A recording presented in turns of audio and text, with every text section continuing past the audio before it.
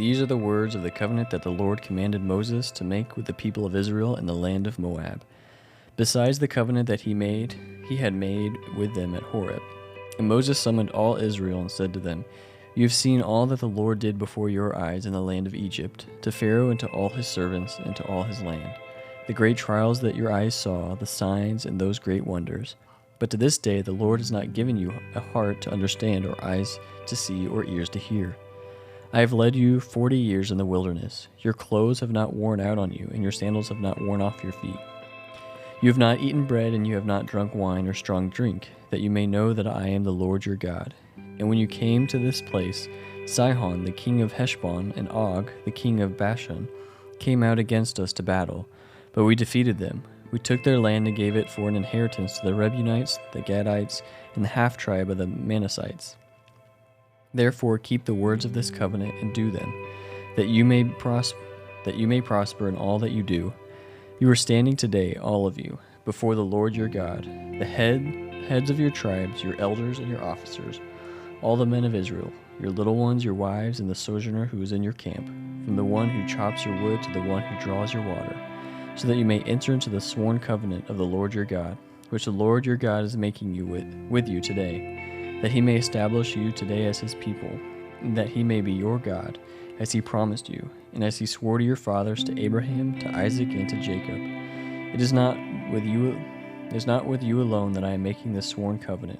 but with whoever is standing here with us today before the Lord our God, and with whoever is not here with us today. You know how we lived in the land of Egypt, and how we came out through the midst of the nations through which you passed, and you have seen their detestable things, their idols of wood and stone, of silver and gold, which were among them. Beware lest there be among you a man or a woman, or clan or tribe, whose heart is turning away today from Lord our God, to go and serve the gods of those nations. Beware lest there be among you a root bearing poisonous and bitter fruit, one, when he hears the words of his sworn covenant, blesses himself in his heart, saying, I shall be safe, though I walk in the stubbornness of my heart. This will lead to the sweeping away of moist and dry alike. The Lord will not be willing to forgive him, but rather the anger of the Lord and his jealousy will smoke against that man, and the curses written in this book will settle upon him. And the Lord will blot out his name from under heaven, and the Lord will single him out from all the tribes of Israel for calamity, in accordance with all the curses of the covenant written in this book of the law. In the next generation, your children who rise up after you, and the foreigner who comes from a far land, will say, when you see the afflictions of that land, and the sickness with which the Lord has made it sick, the whole land burned out with brimstone and salt, nothing sown and nothing growing, where no plant can sprout,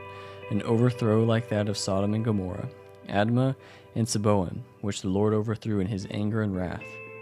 All the nations will say, Why has the Lord done thus to this land? What caused the heat of this great anger? Then the people will say, It is because they abandoned the covenant of the Lord, the God of their fathers, which he made with them when he brought them out of the land of Egypt,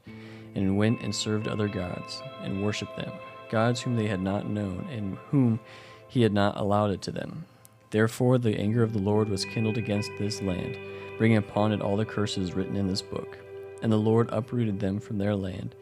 in anger and fury and great wrath, and cast them into another land, as they are this day. The secret things belong to the Lord our God, but the things that are revealed belong to us and to our children forever, that we may do all the words of this law.